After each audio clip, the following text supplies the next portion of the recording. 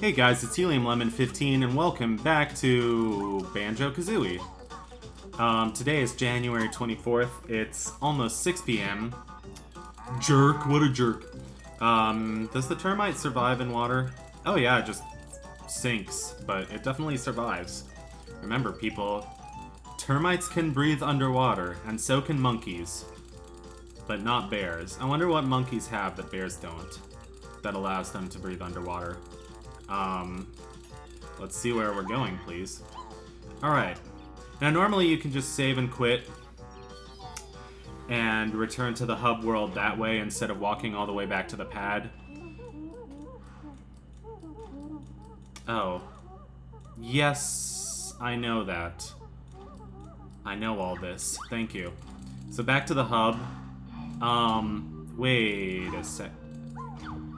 Can we climb the mountain using the termite? Yes, we can. I guess that's how you're supposed to get it. I don't remember. And then, when you're a certain distance, you can't take the transformation all the way out of the, level. So that's fine, I guess. Actually, exiting the level via the exit pad is something that you almost never do.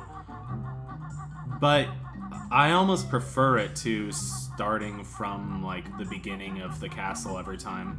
And yes, I'm gonna still keep calling it the castle. I guess it is a castle, even though it doesn't feel very, like, medieval or whatever.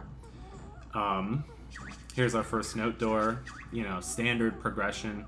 It's like the star doors in Mario 64, except, musical notes.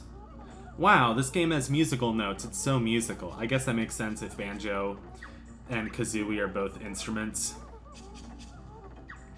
It would be cool if they had more characters that were musical instruments besides just Banjo and Kazooie. So, brace yourselves, y'all. The game does get harder from here. That door was easy. You got past. Unfortunately, you're first and last. So let's see. Here's you. Here's a stairwell that you can go down. And here's this guy. This guy's just having a nap. You've activated a magic cauldron. Find two of the same color to create a shortcut. And I can't move. Okay, that was fine. I'm fully prepared to have controller issues once an episode if we're doing it like this.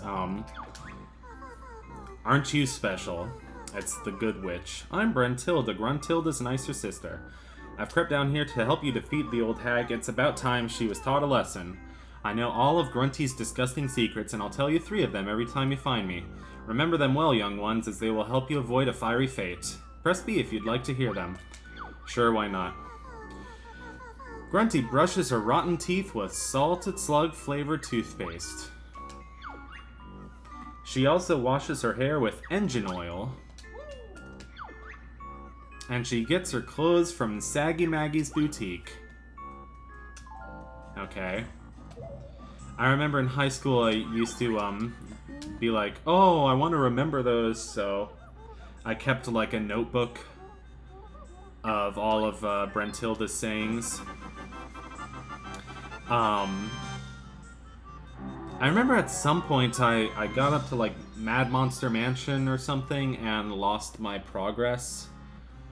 And, originally when I had this game on the N64, I actually, was in contact with, DK Oldies, which was the, like, store... I don't remember if it was the store where we got the game, because I feel like the store where we got the game and the store where we got the actual N64 console were different stores. Okay, so I need to reacquaint myself with, Gruntilda's castle for a little bit. Oh, it's Gruntilda's lair. It's not even a castle. Gosh, you can tell it's been a while since I played this game. It's a little embarrassing. But no, I loved this game back in high school and felt like, you know, in a lot of ways it really is the gold standard for a lot of things. I don't know. I think it's like, you know, the best game of the N64 era.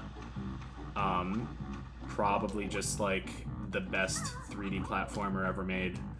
And one of the games just with like, you know, endearing characters, like the funniest characters, like Gruntilda. She's always like making fun of you and making jokes as you make your way through the castle.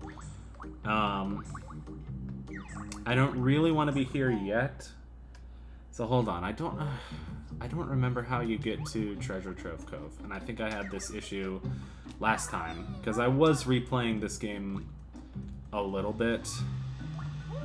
That's how you get to Treasure Trove Cove. Oh man, it feels good just like remembering that right away. Like seeing a familiar face, walking down a familiar street, you know. There's something just nice about walking down familiar streets. Even if you have like sad memories attached to them, like, you know, like all your memories of high school and cringing at yourself from high school. But then it's like, it's just nice to have, to know you're someplace familiar. Because, like, you know, moving someplace new is pretty hard. And having to start over just, like, in a completely unfamiliar place is hard. I mean, sometimes that place does feel like home, and sometimes it just doesn't. Sometimes you miss something that, you know, really feels like home. Oh, it's our first red feather. I'm a red feather. I help Kazooie fly when she knows how, which is not at the moment. Hey, this Nipper's beach. You find nothing without Nipper's help. Your cheeky bird need feathers clipping. Oh yeah, just try it, Shellhead. I like the fast oh, that didn't work. 1, 2, 3, 4. Timing. 1, 2, 3, 4. And then you gotta be pretty fast. 1, 2, 3, 4. Nice. I remember, my friend and I were at like Nintendo World in New York City, and I forget if it was like, it was showcasing like Banjo-Kazooie on the Switch. Like, I don't know if it was specifically like the Switch Online like virtual console thing or whatever. Please don't die. I would appreciate not dying. I'm a Cancer. Cancers are cool. I mean, most of my friends that are Cancers, the zodiac sign, are pretty cool, so they got that going for them, I guess. At least they're not Aquarius. I don't know. Whatever. Sagittarius. Sagittarius is the coolest sounding of all of them.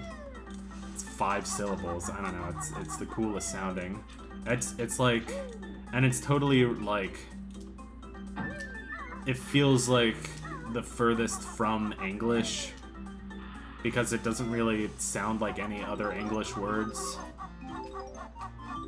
Except maybe like, I don't know, sagittal, but that's not really used very commonly, and I don't even know what it means. I know that Sagittarius must come from some like Latin word for like archery or something, so sagittal must have something to do with arrows.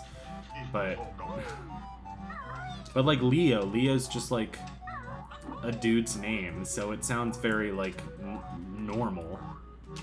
And I don't know, Scorpio just sounds like scorpion, so it sounds very normal.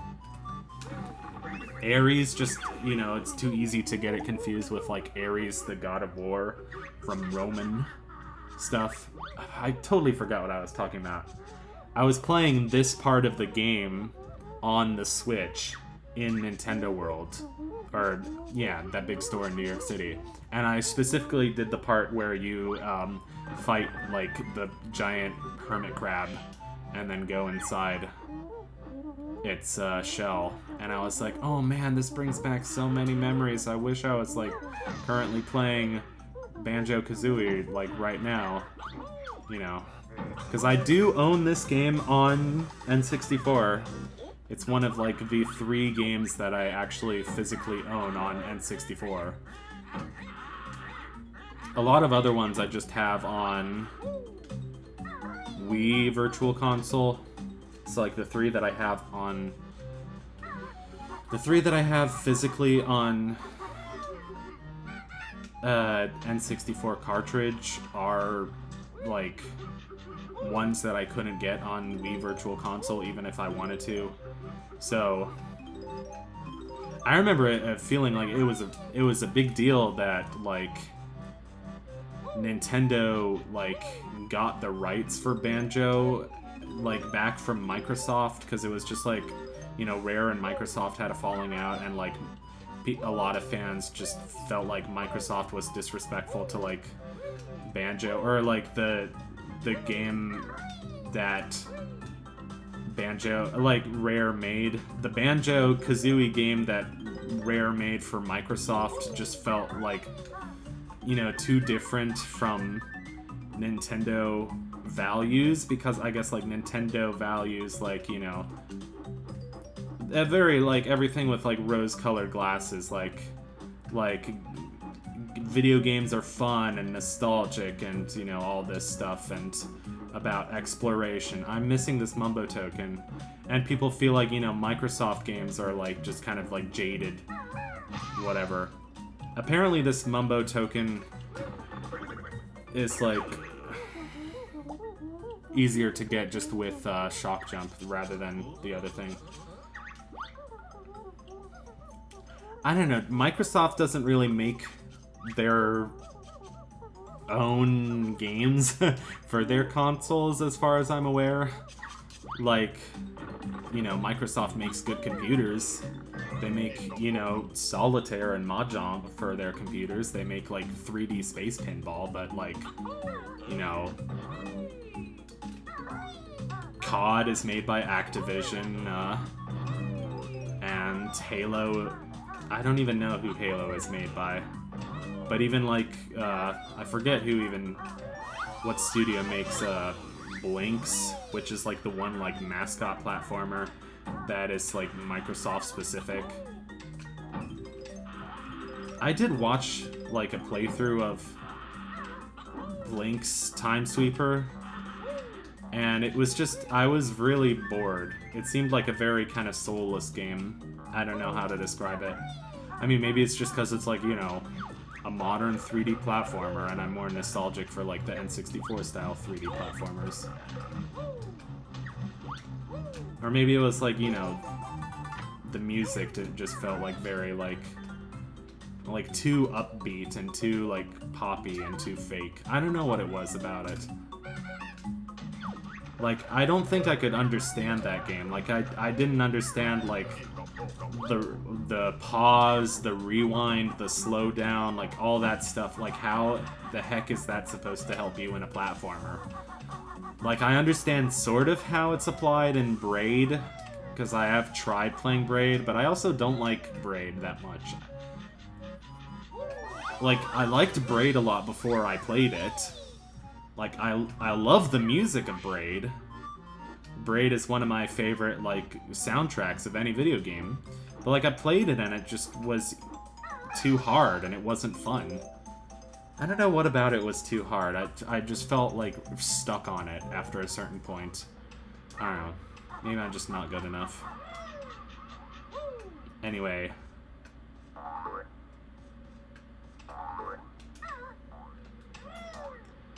I remember loving this level in particular during, like, while I was playing it for the first time, which was sort of between 8th grade and high school. I remember I had a lot of nostalgia for this level for whatever reason, just because, like, the feeling of flying through the air, I think maybe having a better camera angle would help.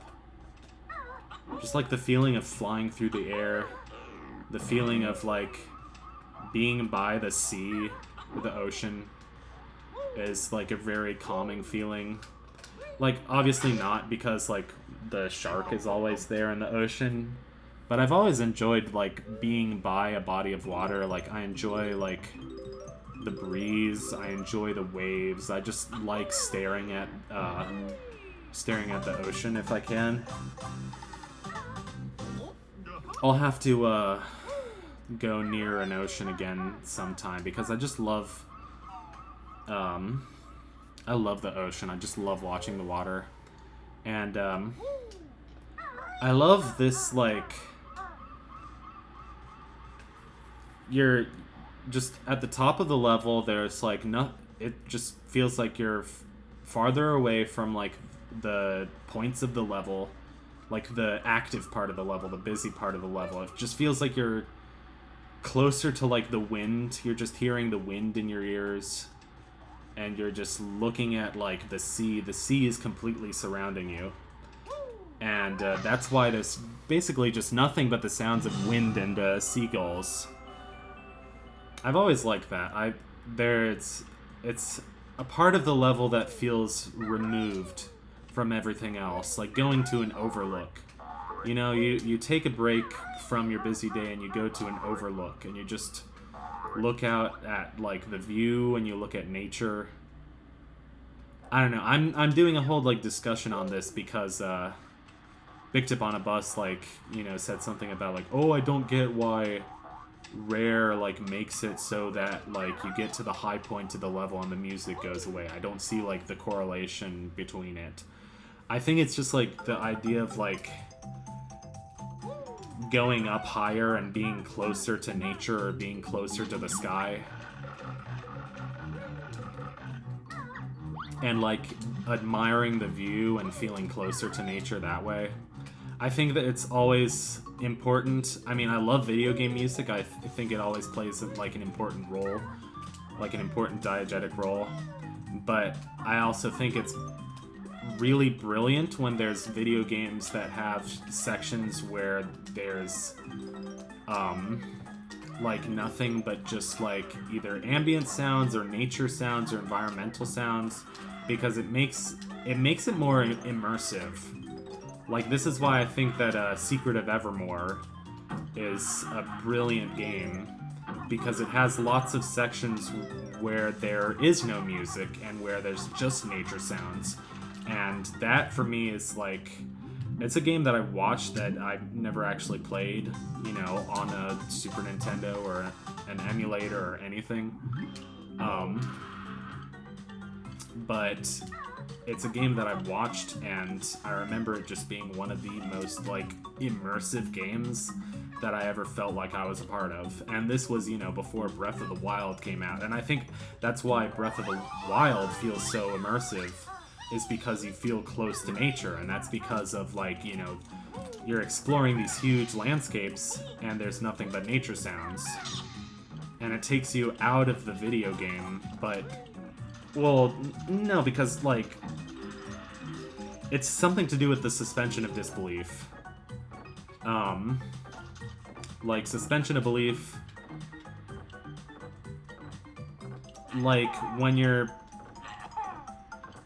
Yeah.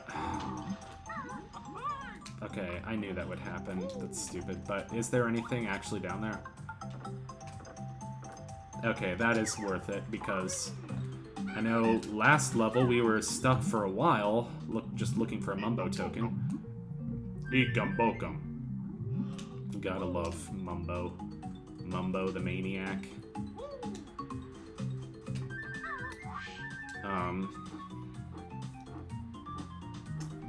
But yeah, I was saying that, you know, I couldn't get Banjo-Kazooie on Wii Virtual Console because it wasn't... Nintendo didn't have the license to it back then. They had to get the license from Microsoft.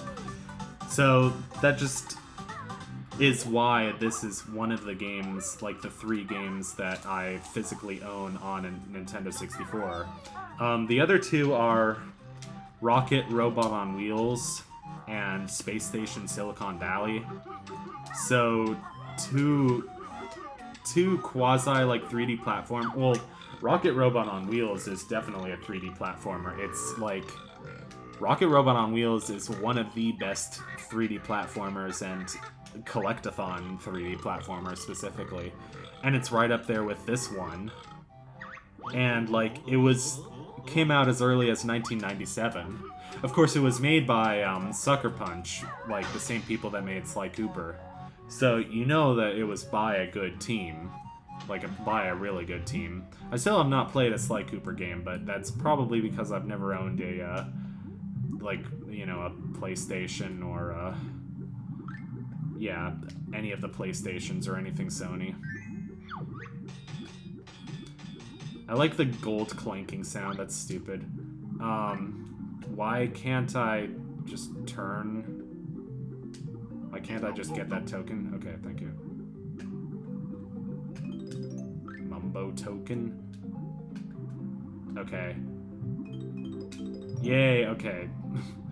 The swimming controls are a little bit jank, but that's okay, because we have learned not to complain about swimming control. I mean, you get the hang of them after a little bit. I feel buzzed. I feel like I've had, like, enough caffeine to the point where, like, I can't really concentrate. Like, it's making me a little bit too wired. And that's possibly because I am kind of, I just like trying every energy drink. It's a really, like, I guess, bad habit of mine, but, you know, I like caffeine. It helps me sort of, like, feel awake and, you know, feel enthusiastic. But probably my tolerance of it is way too high if I'm, like, constantly drinking, like, Celsius and sometimes Red Bull. And there's this energy drink called Rip It that's really cheap and has, like, a lot of really good flavors.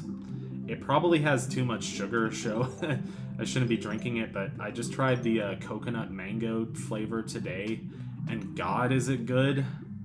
It's like, the flavor's called Goliath, because their flavors all have really weird names. But, I haven't been able to find Rip It at home, like, in New York. I haven't been able to find it in any of the delis. Only here in Baltimore, so I guess that's why I'm drinking it again. I got hooked on it when there was, like, a creamsicle flavor. Like, it was a creamsicle flavor, and it had, like, this really weird name. Like, it was called Tribute CYPX. And, like, you went on the website, and they were like, haha, we're not gonna tell you what this stands for. It's just a delicious creamsicle flavor, and just don't question it. I don't know, it was a little sus. Stop burping, man, you're disgusting. I remember I had a counselor in 9th grade, and I remember making her some, like, drawing of just, like, a place that made me happy, and for whatever reason it was this level. It was Treasure Trove Cove, and it was flying around up by the lighthouse. Just that feeling of, like, open-air exploration. You know, the world is your oyster, kind of, you know, you're free to explore. I think this level is, like, the first level where you really get to feel that, and it feels really exciting. I talked about it's just great to have, like, outdoor levels. Like, I'm not a big fan of 3D platformers that have, like, they're all, like, enclosed, like, indoor levels. And this was because I was watching a playthrough of 40 Winks, which is a slightly obscure, more obscure 3D platformer, but, like, kids who had, like, PS1 had that game. And I was like, oh, this is, like, this really weird, like, interesting 3D platformer that, like, you know, I've never heard of. So I mean, I heard of it through Nitro Red, and I was like, oh, I'm gonna check this out. And I don't know, I was just watching it and trying to analyze why I felt like all the levels kind of felt the same, like the game felt very samey. It felt very bland. Like, I liked the, sort of, like... It had a very sort of, like, nightcap and candlestick kind of, theme going on, which was really lighthearted. It was like very whimsical and cool, and I like that aspect of it. And like the two kids that you play as are like, you know, little kids that are like having bad dreams and nightmares or whatever, and they're trying to save the dream world, and their names are Rough and Tumble. Like I think the boy's name is Rough and the girl's name is Tumble, but it could be the other way around. And like those are cool names. Those are funny names. Like there's you keep finding this. No, don't kill me. Don't kill me. Why didn't I have invincibility frames? Please die. Okay.